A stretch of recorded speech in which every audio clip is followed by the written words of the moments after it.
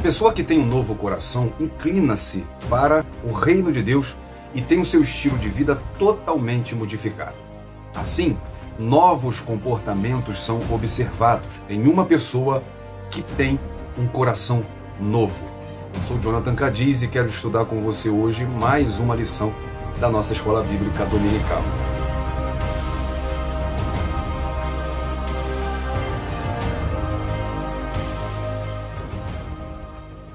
Pois é, galera, graça e paz, tudo bem com você? Espero que sim. Bom dia, boa tarde, boa noite, a depender do horário que você está entrando com a gente para hoje estudarmos mais uma lição da Escola Bíblica Dominical do quarto trimestre das lições da CPAD da classe dos adultos.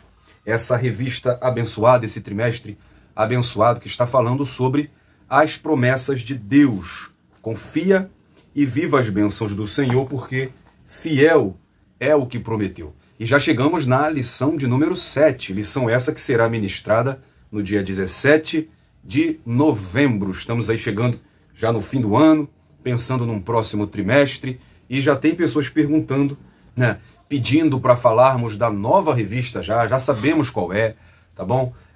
O título dela é Em Defesa da Fé, combatendo as antigas heresias que se apresentam com uma nova aparência. Ela é comentada pelo pastor Ezequias Soares. Porém, acho que é muito cedo para a gente falar, né, para falarmos sobre a nova revista do primeiro trimestre de 2025. Então, você quer conhecer lição por lição? Vai nas nossas redes sociais que você vai ver, já apresentamos ela lá, mas vamos focar na nossa revista do quarto trimestre. Chegamos agora, passamos um pouquinho da metade, estamos caminhando e não vamos tirar o foco daqui, tá bom? Para isso, é bom você ir na nossa descrição e lá você vai ter o link das nossas redes sociais. E indo nas redes sociais você vai conhecer essa revista lição por lição, tá? Qual é o título de cada lição, tá bom? Vai lá também na descrição e lá você vai ter link para baixar em PDF a revista e o livro de apoio desse trimestre, tá? No próximo trimestre a revista ainda não está disponibilizada em PDF, tá ok? E assim nós vamos focando, também tem dinâmica, subsídios e outras coisas para ajudar a sua lição da Escola Bíblica Dominical. Porque junto, claro, sempre vamos sendo edificados por ela, pela palavra de Deus.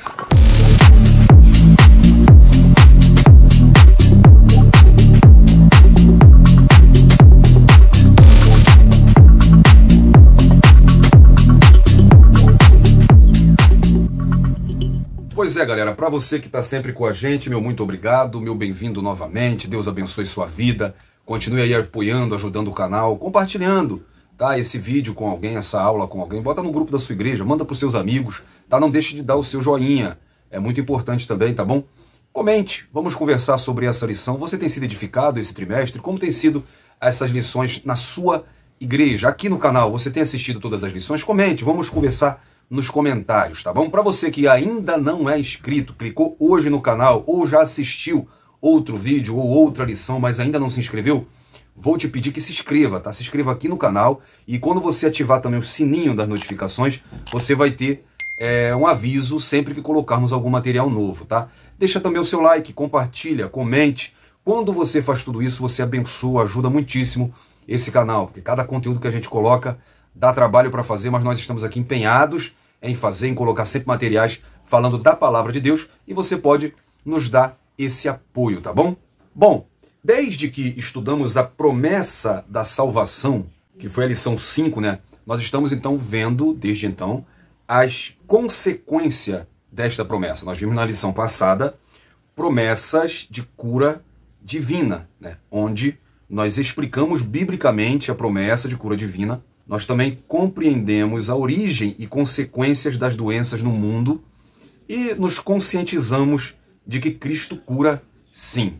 Hoje nós vamos ver mais uma consequência da maior promessa, que é a promessa da salvação, que é a promessa de um coração novo. Tem a ver também com um dos processos que nós vimos para a salvação, que é a regeneração. É uma mudança interior, mas vamos ver então isso, porque durante muitos anos, né, o povo de Israel serviu a Deus apenas com um coração religioso, né, restringindo o relacionamento com Deus apenas ao cumprimento de leis e tradições humanas. A promessa de um coração novo, ela coaduna com as palavras de nosso Senhor Jesus Cristo, que afirmou: Os verdadeiros adoradores adorariam o Espírito em verdade, em João capítulo 4.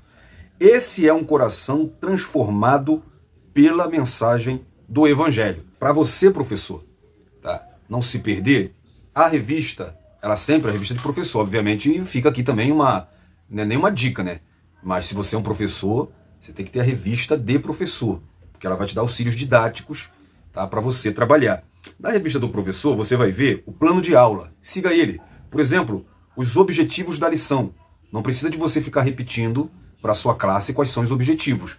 Mas esses 3 objetivos, geralmente, que tem, são a bússola para você não sair do assunto. Então, o primeiro objetivo é conceituar a palavra coração de acordo com a Bíblia. O segundo objetivo é destacar a nova perspectiva de vida de quem tem um coração novo. E em terceiro lugar, é elencar as promessas para o coração novo. E o texto áureo que você vai ter para trabalhar isso é Ezequiel 36, 26. E vos darei um coração novo, e porei dentro de vós um espírito novo, e tirarei o coração de pedra da vossa carne, e vos darei um coração de carne. Então fala de restauração dos corações, né? Um novo, né, coração fala de uma nova vontade, uma vontade renovada, né, de servir a Deus.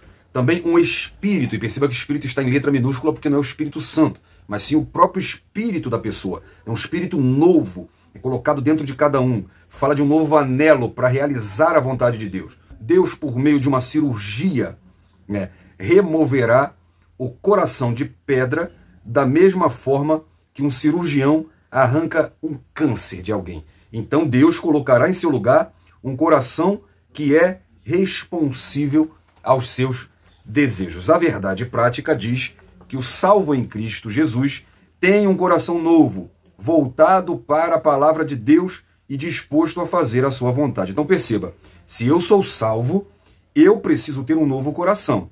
Se eu tenho esse coração, né, eu sou voltado para a palavra de Deus e tenho a disposição de fazer a vontade de Deus. Fica então uma pergunta: o nosso coração está assim? Se não está, o que está faltando? Como é que está o meu, o seu interior? A leitura bíblica em classe está em Romanos capítulo 2, do 25 ao 29, e também em Jeremias capítulo 31, do versículo 31 ao versículo 34. Vamos então acompanhar.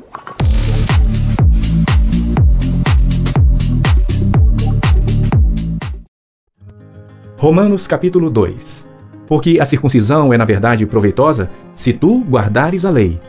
Mas se tu és transgressor da lei, a tua circuncisão se torna em incircuncisão. Se, pois, a incircuncisão guardar os preceitos da lei, porventura a incircuncisão não será reputada como circuncisão?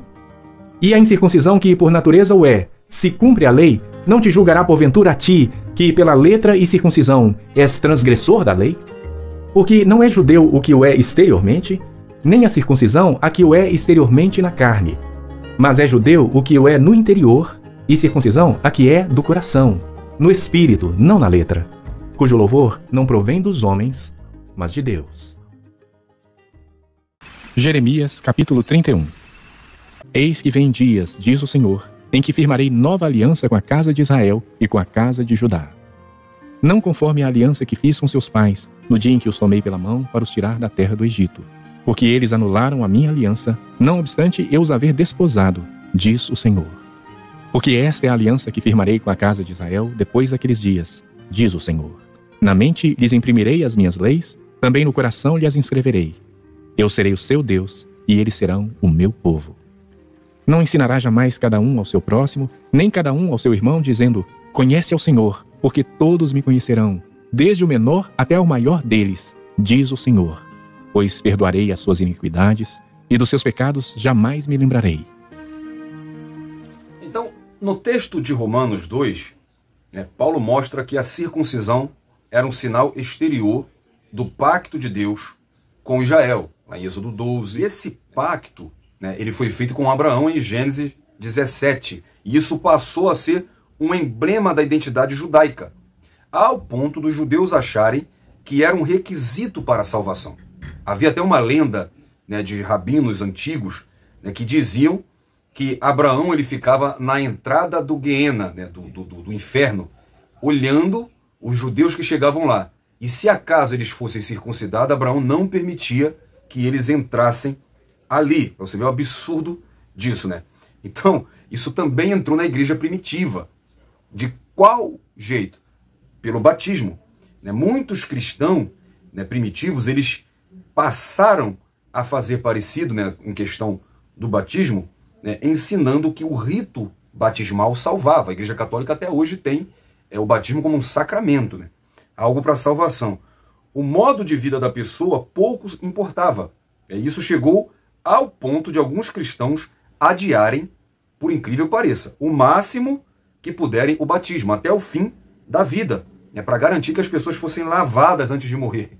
Mas Paulo, ele ensina que a circuncisão, e claro, por extensão, né, para a igreja, o batismo, ou qualquer rito, sem obediência, seria e é, né, vão. Abraão, ele foi um homem de fé. E Deus aceitou Abraão muito antes da própria circuncisão, lá em Gênesis 15, porque, na verdade, o verdadeiro judeu é aquele que tem uma circuncisão espiritual no coração. O verdadeiro povo de Deus é aquele que tem uma mudança no interior, não só rituais ou tradição. Então a circuncisão era apenas uma marca no exterior, mas a verdadeira aliança é no coração. Então muitos praticavam os ritos exteriores, mas não tinham a fé, né, no perdão de Deus através de Cristo. Então Deus, ele convoca o seu povo à fé. A circuncisão, a aliança no coração, né, no interior. E lá em Jeremias 31, nos mostra a promessa dessa nova aliança, né, que seria gravada no interior. E nós vimos, né, na lição 4, promessa e obediência, né, que esse antigo pacto se fez um novo pacto. Por exemplo, em Hebreus 8 a gente vê, né, que isso se cumpriu em Cristo. E Cristo é o mediador dessa nova aliança. E essa nova aliança, ela se deu, né, início no Calvário, né, e se concluirá na segunda vinda de Cristo, com Israel unificado, de volta à sua terra, arrependido, e assim a lei que eles quebraram será renovada, unificada, né, envolverá uma mudança interna, fundamentada na graça, em uma relação pessoal com Deus. Então essa aliança, ela começou no Calvário, ela está em evidência com a igreja, e ela se concluirá no milênio, quando Israel também fará parte dessa nova aliança. Então vamos ver como que essa lição está distribuída, né, no nosso mapa mental. A palavra, né, chave é coração, que em hebraico é lab e em grego é cardia. Essa palavra que vem, né, o termo medicinal para voltado para tratamentos no coração, né? Por exemplo, o médico que mexe com o coração, ele é cardiologista, né? Então tudo relacionado ao coração é cardiológico por causa da palavra no grego. Mas tanto no hebraico quanto no grego, o coração fala do homem interior, o órgão humano, que é o centro da circulação sanguínea e, portanto, era considerado o assento da vida física. Lá em Provérbios 4:23, por exemplo, o sábio Salomão diz que sobre tudo o que se deve guardar, para que guardássemos o coração, porque é dele que procedem as saídas da vida.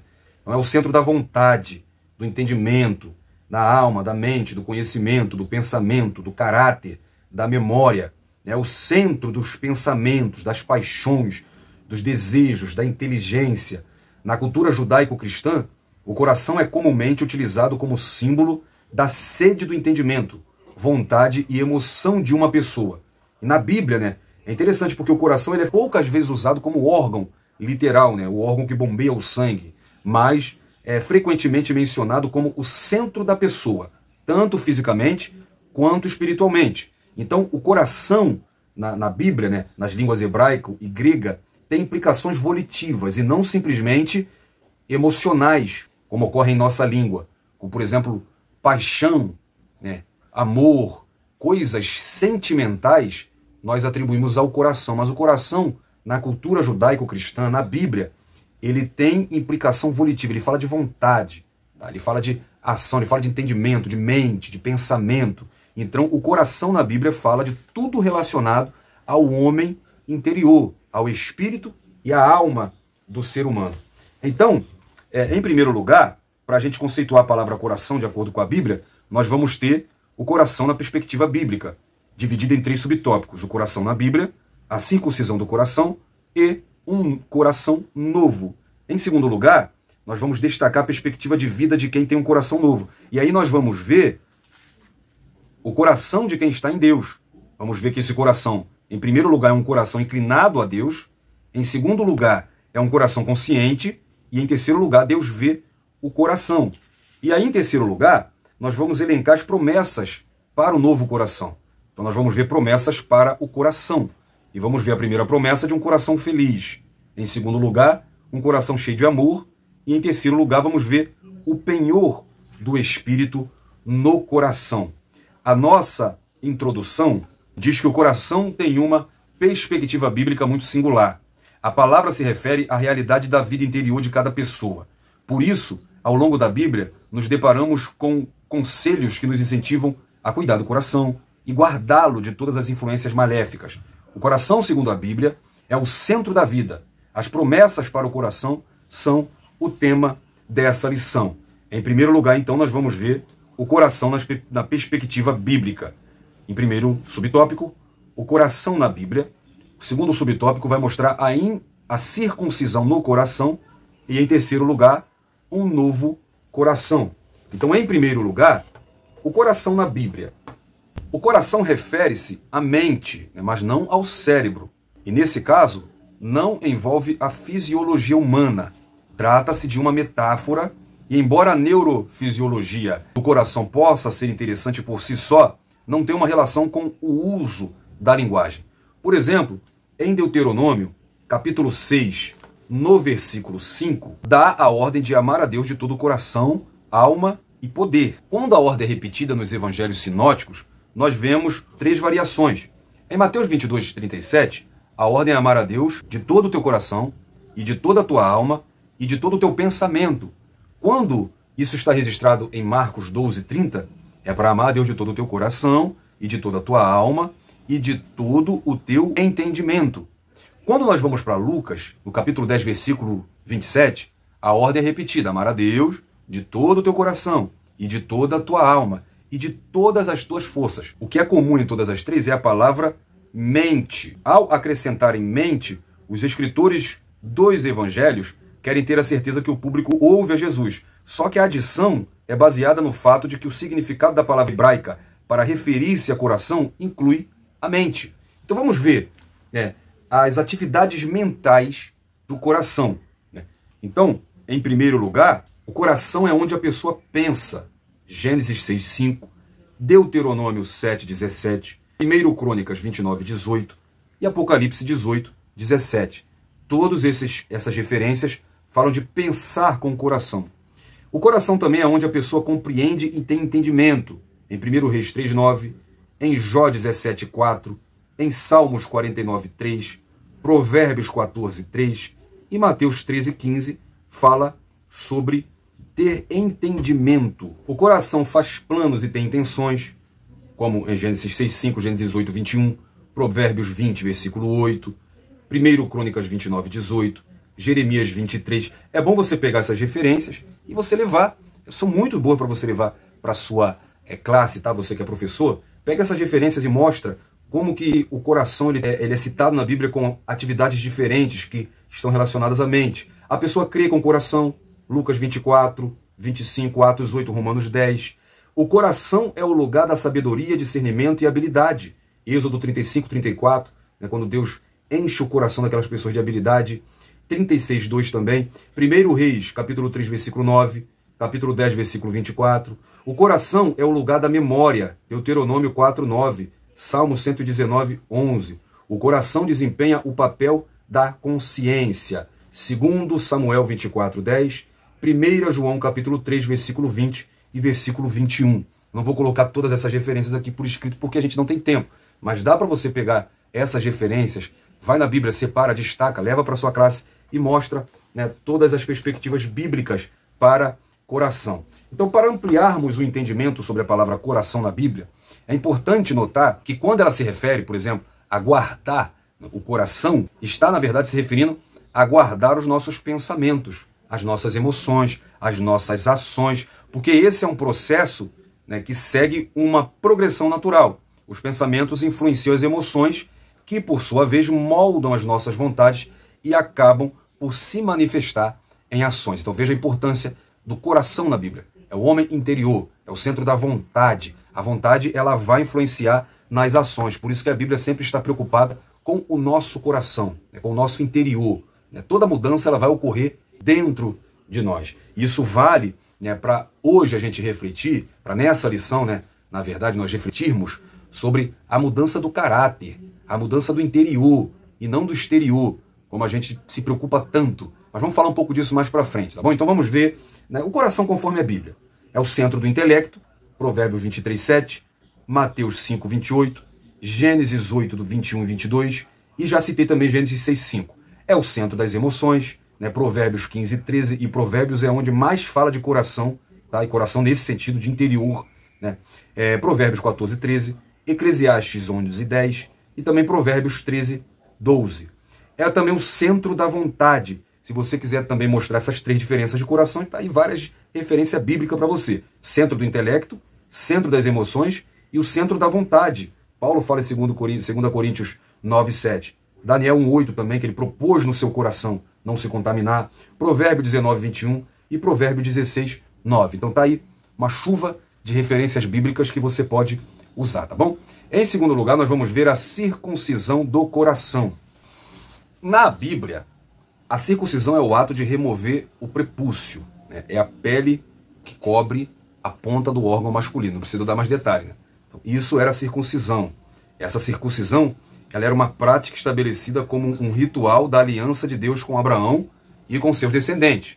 Nós vemos isso lá em Gênesis 17. Antes disso, nós não vemos essa prática na Bíblia. Nem com Noé, nem antes disso. Com Adão, muito menos, claro. Então, na nova aliança, esse sinal é no coração. Ou seja, vimos o que significa o coração na perspectiva bíblica. No interior. Uma pessoa que nasce de novo, ela passa por um processo de transformação interior em que o coração sofre uma mudança radical por intermédio do Evangelho, mediante a ação do Espírito Santo.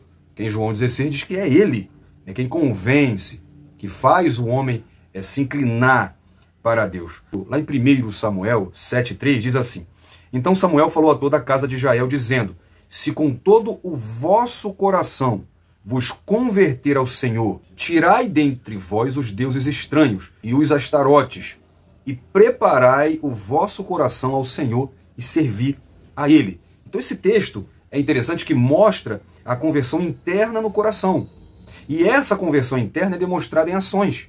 Se realmente eles tivessem uma mudança no coração, eles tirariam a idolatria do meio deles. E primeiro é a conversão interna e depois é mostrado no exterior. E depois dessa mudança do coração convertido, aí o texto diz: preparai os vossos corações para servir. Então fala de uma mudança que começa no interior e se manifesta no exterior, em uma nova criatura, com novas ações, porque o seu interior foi mudado, porque o centro das suas vontades foi mudado. Então isso se manifesta em ações diferentes, se manifesta em uma nova criatura. A circuncisão, na antiga aliança, era realizada pelo homem. Lucas capítulo 1, versículo 59, mostra uma circuncisão sendo realizada em João Batista. Agora, pela nova aliança, essa circuncisão ela é realizada pelo Espírito Santo. No texto da leitura bíblica em classe, em Romanos capítulo 2, versículo 29, nós vemos que essa mudança no coração, essa circuncisão no coração, é feita pelo Espírito e não na letra. A circuncisão é um ato físico. Em Gênesis 17, na parte A, nós vemos literalmente um ato físico, o corte do prepúcio. Já na nova aliança, a circuncisão ela é uma ação sobrenatural. É uma mudança provocada no interior da pessoa pelo Espírito Santo. Então não é um ato físico. A circuncisão na antiga aliança era para os descendentes de Abraão. Na parte B de Gênesis 17:11, nós vemos que esse pacto era feito apenas com os descendentes de Abraão. Já na nova aliança, nós vemos que é para todo aquele que aceita Cristo como seu Salvador. Colossenses 2:11, no qual também está circuncidado com a circuncisão não feita por mão no despojo do corpo, da carne, a circuncisão de Cristo.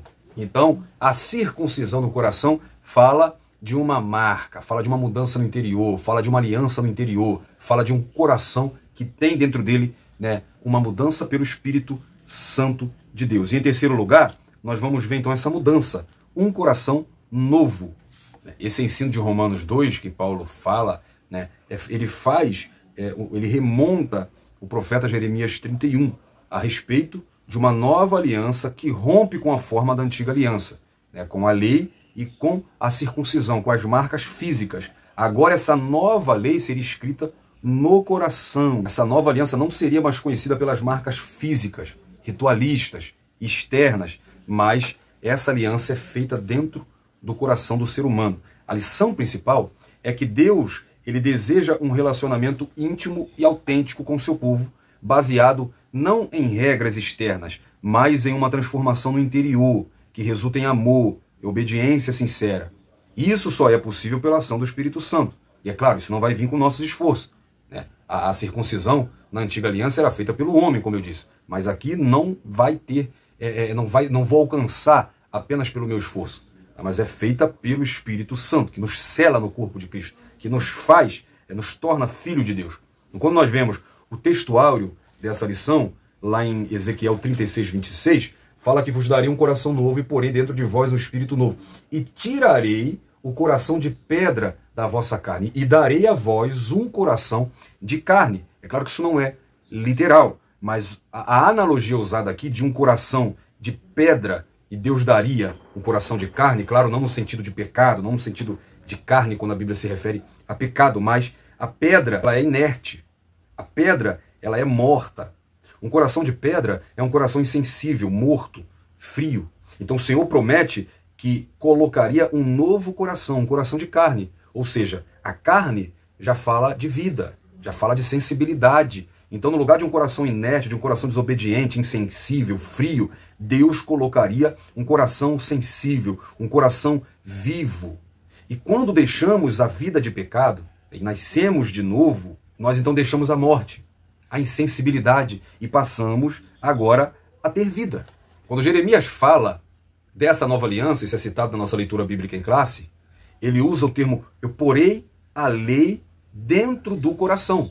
Mas na leitura bíblica em classe também, quando Paulo remonta esse texto do profeta Jeremias, é interessante, ele faz referência a essa obra com a palavra espírito, ao invés da palavra letra. Porque a lei de Deus, a sua palavra, a sua aliança, estará dentro do ser humano. Este, né, que passa pela obra da regeneração promovida pelo Espírito Santo. Então, o coração se refere ao homem interior para revelar o centro da vida mental, emocional e espiritual do ser humano. Vamos ver agora, então, o tópico 2 vai nos mostrar o coração de quem está em Deus. Subtópico 1, um coração inclinado a Deus. O subtópico 2, um coração consciente. E subtópico 3, Deus vê o coração. Então, o primeiro aspecto do coração que está em Deus é um coração inclinado a Deus. Então, o coração de quem está em Deus é diferente. Ele foi circuncidado, ele está marcado. Há uma aliança entre ele e Deus.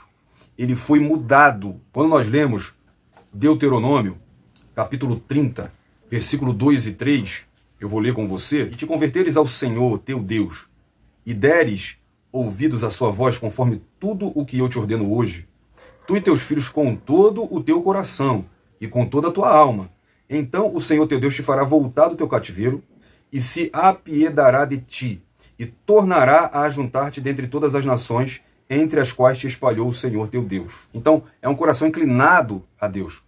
E existe, claro, o coração incircunciso. Por exemplo, Levítico 26, versículo 41, na parte B diz assim, ó, eu também andei com eles contrariamente, e os fiz entrar na terra dos seus inimigos. Se então o seu coração incircunciso é um coração não inclinado a Deus, é um coração não circuncidado, é um coração desobediente, um coração dividido. Paulo escreve em Romanos, capítulo 8, versículos 5 e 6, porque os que são segundo a carne inclinam-se para as coisas da carne, mas os que são segundo o Espírito para as coisas do Espírito. Porque a inclinação da carne é morte, mas a inclinação do Espírito é vida e paz. Esses versículos contrastam essas duas naturezas.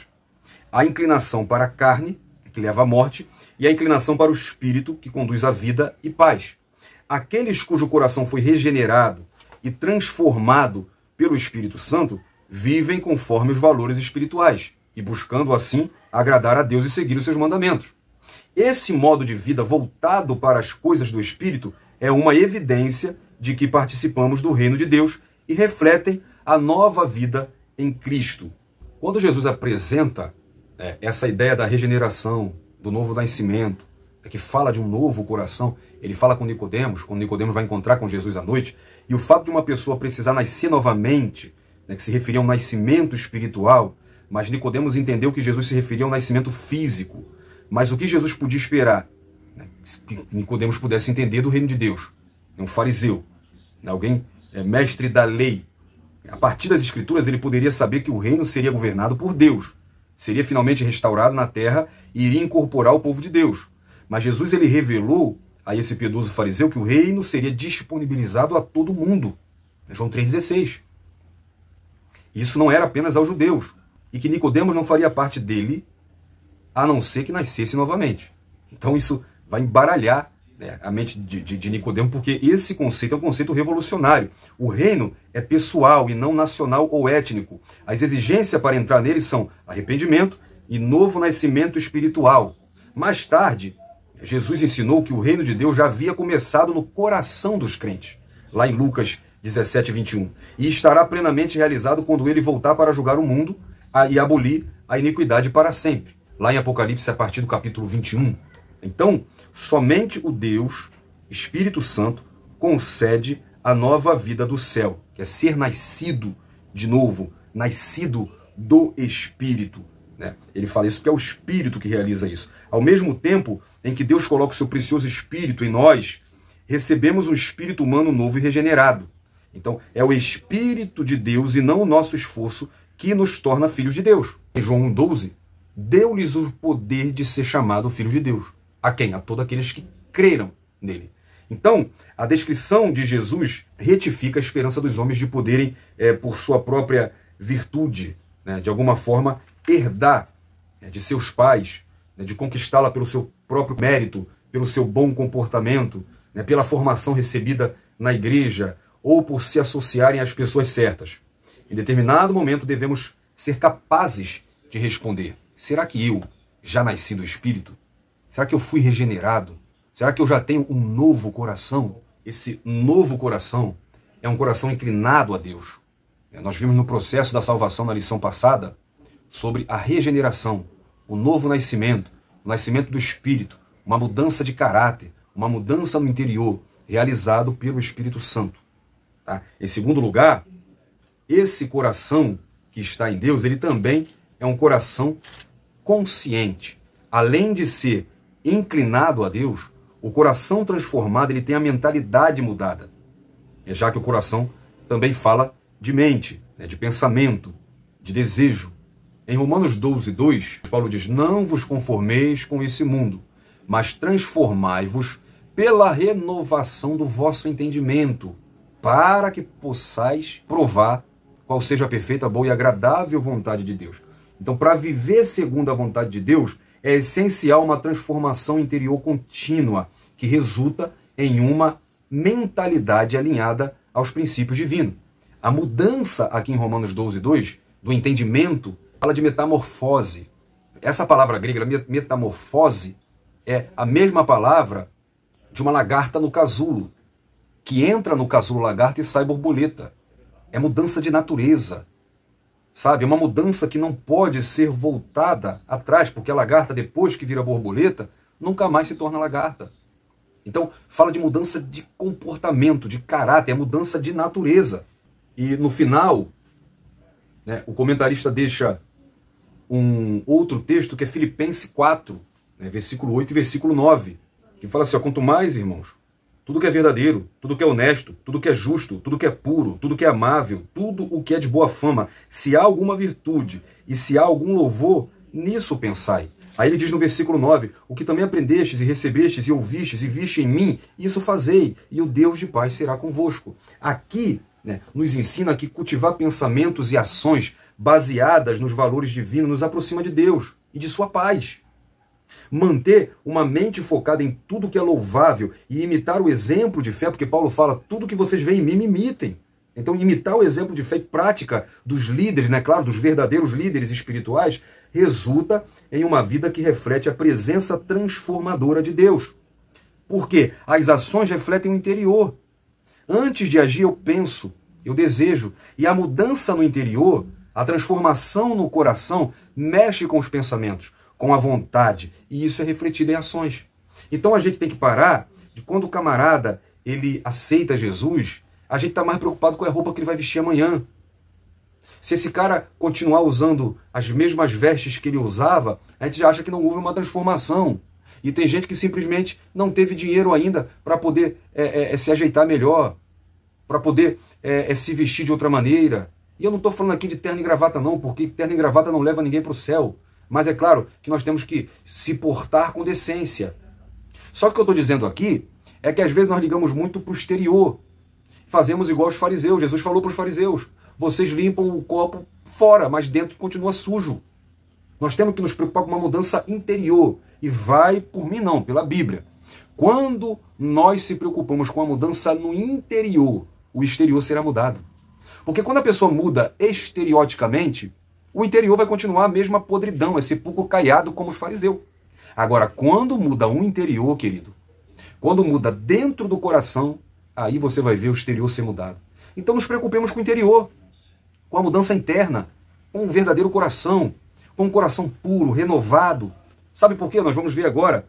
Deus vê o coração. E detalhe, Deus vê o coração de todos. Seja um coração transformado ou seja um coração ainda não transformado. Deus sabe até quem está dentro da igreja e ainda não teve o coração regenerado. É claro que Ele sabe, é Ele que faz a obra. Lá em 1 Samuel 16, versículo 7, Samuel está olhando o exterior e está se enganando com os irmãos de Davi. E aí Deus tem que intervir e falar, Samuel, não são nenhum desses, porque você olha o exterior, mas eu não vejo como o homem vê, eu vejo o coração. O Salmo 7, do 9 ao 10, diz que Deus é justo e que sonda as mentes e os corações dos perversos. Dê segurança aos que lhe obedecem. Deus é o meu escudo, Ele me protege, Ele salva as pessoas que têm um coração puro e sincero diante dEle. Então Deus, Ele sonda, Ele vê, Ele conhece o coração do ser humano, que é um lugar que poucos, eu diria que ninguém pode conhecer, adentrar, contemplar. É o local mais escondido da pessoa. Mas Deus, Ele conhece o coração do salvo, que é transformado por Ele, e não. A diferença é que o coração do salvo, ele é transformado, ele é habitado por Deus. Quem foi transformado, regenerado, ele é contemplado por Deus em todas as dimensões do coração. Salmo 139, do 1 ao 4, Davi diz, Senhor, Tu me sondaste e me conheces. Tu conheces o meu assentar, o meu levantar. De longe entendes o meu pensamento. Fala de coração. Cercas o meu andar e o meu deitar e conhece todos os meus caminhos. Sem que haja uma palavra na minha língua, eis que já o Senhor tudo conheces. Então, o salmista, né, Davi, ele reconhece a onisciência de Deus. Ele reconhece que, claro, por ser onisciente, Deus ele conhece intimamente todos os aspectos da vida humana, desde os pensamentos mais ocultos até as ações cotidianas. Essa consciência de ser plenamente conhecido por Deus proporciona, além de segurança, também intimidade num relacionamento com Deus. A lição central é que o conhecimento profundo de Deus nos convida a viver de maneira autêntica e transparente, inspirando-nos a buscar um relacionamento mais profundo, confiando em sua sabedoria e amor em todas as áreas da nossa vida. Porque Deus conhece o nosso profundo, o nosso interior. Deus conhece a nossa vida aonde ninguém conhece, só Ele. Então, o coração novo é inclinado para Deus, consciente da sua vontade e sabe que Deus conhece todas as coisas. Agora nós entraremos na última parte, o tópico 3, fala das promessas para o coração. Em primeiro lugar, um coração feliz, em segundo lugar, um coração cheio de amor e em terceiro lugar, o penhor do Espírito no coração. Em primeiro lugar, um coração feliz. E é óbvio que essas promessas relacionadas agora, vamos ver o passo a passo. Nós vimos, né, o coração segundo a perspectiva bíblica. Então, o coração segundo a Bíblia. Então, você aprendeu aqui, né, se você não sabia, que o coração, na Bíblia, fala de homem interior, tá? Fala de espírito, de alma. Nós vimos, então, o coração de quem está em Deus, o coração transformado, o coração regenerado. E agora nós vamos ver promessas para o coração. Que coração? Este coração que foi transformado, esse coração que foi regenerado. Existem diversas promessas para esse coração, mas nós vamos ver aqui algumas. Então, o que nós vamos ver nesse tópico? Promessas para o coração. Então, veremos 3. Promessa de felicidade. Provérbios 17, 22. O coração alegre serve de bom remédio, mas o espírito abatido virá a secar os ossos. Então, nós vamos ver também a promessa de ter o penhor do Espírito Santo. Claro que essa alegria do coração de Provérbios 17, 22, né, fala do Espírito Santo. E promessa de ser cheio do amor de Cristo. Em Romanos 5, 5, nós vamos citá-lo mais para frente, mas fala que o amor de Deus está derramado no nosso coração. Então são várias as promessas, mas aqui nós vamos destacar 3. Né? Então, começando por um coração feliz, porque, né, o coração do crente ele passa a ser feliz, né, inicialmente, é claro, a partir do momento em que ele aceita Jesus Cristo como o seu único, suficiente Salvador. A salvação, ela traz alegria, felicidade. A questão aqui até seria, né, como fazer para manter esse coração feliz. Porque o coração em Cristo ele tem que estar feliz. Lá no Sermão do Monte, Jesus ele traz uma lista de bem-aventuranças. Você até vai perceber que algumas versões ali estão, em vez de estar bem-aventuradas, estão felizes são. Porque bem-aventurança fala de felicidade. Né? Isso é um estado de felicidade para quem manifesta as virtudes do reino de Deus. Lá em Mateus 5, do versículo 1 até o versículo 9, Jesus fala de uma série de ocasiões, de virtudes que acompanham pessoas que são felizes. Então, como manter, né, essa felicidade? Né? Porque você pode pode ser um cristão com o coração entristecido. E por um motivo, né, que é bem óbvio, que acontece muito hoje, é porque, né, temos corações que se inclinam muito para as coisas materiais, que se inclinam para essa vida. Então, é ter uma vida de oração, uma vida de separação, uma vida de relacionamento com Deus, uma vida de leitura da palavra de Deus, buscando e focando nas coisas do alto, nas coisas espirituais. Paulo fala aos Colossenses, capítulo 3, a partir do versículo 1, se já ressuscitastes com Cristo, ou seja, se você já foi, já creu, já teve essa ação no seu coração, agora você precisa preservar sua mente. Paulo diz, buscai as coisas de cima, onde Cristo está à destra de Deus. Pensai nas coisas que são de cima e não nas que são da terra. Então, é buscar as coisas espirituais e também pensar. É buscar e pensar. Isso fala de uma busca, mas também fala de uma preservação da nossa mente. Quem cultiva a tristeza, quem cultiva a mágoa, quem cultiva o rancor, pode ser acometido de um estresse elevado, de ansiedade, de depressão e uma série de coisas que vão trazer uma sensação geral de descontentamento, de tristeza. E então você não vai ter essa alegria, essa felicidade no coração. Isso são coisas que precisam ser cultivadas. O que você vê, o que você pensa. Tem crente que é triste porque não é rico e vê o vizinho que não é cristão ser rico e acha injusto. Então tudo isso está ligado a esse campo. Então, em primeiro lugar, coração que está em Cristo, ele é um coração feliz. É uma promessa bíblica para esse coração. Outra promessa é um coração cheio de amor. O crente transformado, o crente amadurecido, ele produz o fruto do Espírito. Lá em Gálatas 5:22, por exemplo, há um paralelo entre obras da carne, um coração que não foi regenerado, e fruto do Espírito. E não são frutos, tá? É fruto, porque é apenas um fruto que tem suas virtudes. O interessante é que essas virtudes, né, na lista, a primeira virtude, né, e assim, a principal, é o amor. Né? Santo Agostinho até dizia que o amor é a mãe de todas as virtudes. O amor arrasta todas as outras 8 virtudes. O amor é o principal. O amor é a base da vida cristã. O coração transformado, ele é cheio do amor. É pelo fruto que se conhece. Lá em Colossenses 3,14, e sobre tudo isso, revesti-vos de amor, que é o elo perfeito. Então, o coração rancoroso, um coração cheio de ódio, esse coração não foi transformado.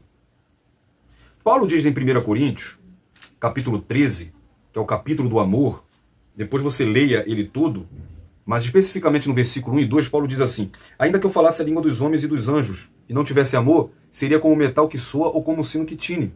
E ainda que eu tivesse o dom da profecia e conhecesse todos os mistérios e toda a ciência, ainda que tivesse toda a fé, de maneira tal que transportasse os montes, se não tivesse amor, para nada serviria. Não adianta transportar montes, ser cheio de dom e não ter amor. Sabe por quê? Porque Paulo fala no final: agora, pois, permanecem a fé, a esperança e o amor. Essas três. Mas o maior desses é o amor. O que Paulo está falando aqui, fazendo um paralelo com dons, é que os dons vão passar. Os dons são de uso para a igreja nessa terra. A fé é usada enquanto estamos aqui. A esperança um dia será realizada quando nós estivermos na glória com ele. Agora o amor, ele vai permanecer para sempre. Em Romanos 5, versículo 5, Paulo diz que o amor de Deus é derramado em nossos corações pelo Espírito Santo.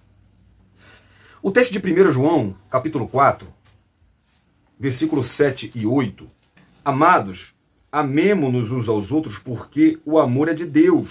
E qualquer que ama é nascido de Deus e conhece Deus. É impossível ser nascido de Deus e não amar. Aquele que não ama não conhece a Deus, porque Deus é amor. E no versículo 21 ele diz assim, ó: e dele temos esse mandamento, que quem ama a Deus, ame também o seu irmão. Então, nesses versículos, João destaca a importância do amor como a essência da natureza de Deus e a evidência do verdadeiro conhecimento dele. O amor é um mandamento fundamental para os crentes, e amar uns aos outros é uma expressão do amor que Deus demonstrou por nós. João também enfatiza que a ausência do amor indica uma falta de compreensão sobre quem Deus é. Porque Deus ele não ama apenas, Deus ele é amor. O amor é a essência de Deus. Então, querido, como dizer que amamos a Deus? João diz aqui nessa passagem que não vemos e não amamos o nosso irmão que vemos. É impossível ter tido uma compreensão, uma transformação interior, ter nascido de novo, ter um novo coração e eu não amar. Então, o coração que está em Deus é um coração cheio de amor. É uma lição muito boa para a gente refletir. Será que eu estou amando? E se eu não amo meu irmão, será que eu realmente nasci de novo? Terceiro lugar e último, para a gente terminar essa lição, vai falar sobre o penhor do Espírito no coração. Paulo fala lá em 1 Coríntios capítulo 1, versículo 21 e 22, mas o que nos confirma convosco em Cristo e o que nos ungiu é Deus, o qual também nos selou e deu o penhor do Espírito em nossos corações. Então, a presença do Espírito Santo em nossos corações é o penhor, é a marca da nossa circuncisão no coração. O penhor, ele era um dinheiro, né, e é, até hoje, sério, que em compras é dado como sinal ou pagamento antecipado de que o valor total será pago posteriormente. Então, o penhor é um compromisso, uma promessa, uma garantia.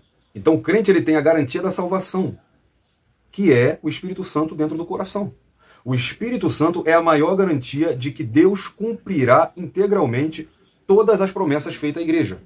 Em Efésios capítulo 1, versículo 13 e 14, em quem também vós estáis, depois que ouviste a palavra da verdade, o evangelho da vossa salvação, e tendo nele também crido, aí então, foste selado com o Espírito Santo da promessa. E o que esse Espírito Santo que nos sela, que é a promessa, para aquele que alcançou a salvação, né? Aquele que ouviu a palavra, que creu. Aí ele diz, o Espírito Santo, versículo 14, o qual é o penhor da nossa herança para a redenção da possessão de Deus para o louvor de sua glória. Então o Espírito Santo é o penhor. É interessante que antigamente nós ouvíamos muito que nós não podemos ter certeza da nossa salvação. E aí tinha gente que, se você chegar até hoje em algumas igrejas e perguntar quem tem certeza da salvação, muitos não levantam a mão. Porque usam textos errados, fora de contexto. Como, por exemplo, o texto que Paulo fala em Filipenses 3, que ele ainda não alcançou né, a salvação, quando ele diz que ele ainda está prosseguindo para um alvo, a pessoa não entende que Paulo está falando é da glorificação final, que nós só vamos alcançar naquele grande dia. Então, o Espírito Santo ele nos garante, João escreve aos seus ouvintes para que eles tenham certeza da vida eterna. Você tem que ter, crente, certeza sim da sua salvação. E é claro, buscando por isso. Claro, perseverando. Agora, o fato é que, voltando aqui ao assunto do penhor, o Espírito Santo, ele é a garantia. É o penhor, ou seja, a garantia que somos posse de uma promessa que será completamente concluída. Então, Deus tem promessas de um coração novo, feliz, cheio de amor, que é derramado pelo Espírito Santo. E a nossa conclusão diz que nessa lição estudamos a promessa de um coração novo para a igreja. Ninguém pode ver o coração, pois ele se refere ao interior de cada um. A pessoa pode falar de uma coisa e pensar outra. Pode prometer uma coisa e proceder de modo diferente. Tudo isso faz parte das fraquezas da condição humana. Contudo, mediante sua onisciência, Deus sabe de tudo e de todas as coisas, tanto do universo quanto do coração do ser humano. Ele é o Senhor que esquadrinha o nosso coração, prova os pensamentos e recompensa a cada um conforme suas ações. Está em Jeremias, capítulo 17, versículo 10. Então, a promessa de um novo coração, que é expressa desde o Antigo Testamento, revela um estilo de vida que pensa e age conforme os ensinamentos de Jesus. A prática dos ensinos de nosso Salvador identifica o novo estilo de vida de quem tem um coração como o de Jesus. E eu quero agradecer pela sua companhia. Se você ficou até o final, deixa aqui nos comentários que você assistiu tudo. Se você foi edificado por essa lição, por alguma outra, comente, tá bom? Não deixe de comentar. E querendo Deus, e se Jesus não voltar até lá, eu espero você até as próximas lições. Fique na paz. Deus abençoe sua vida.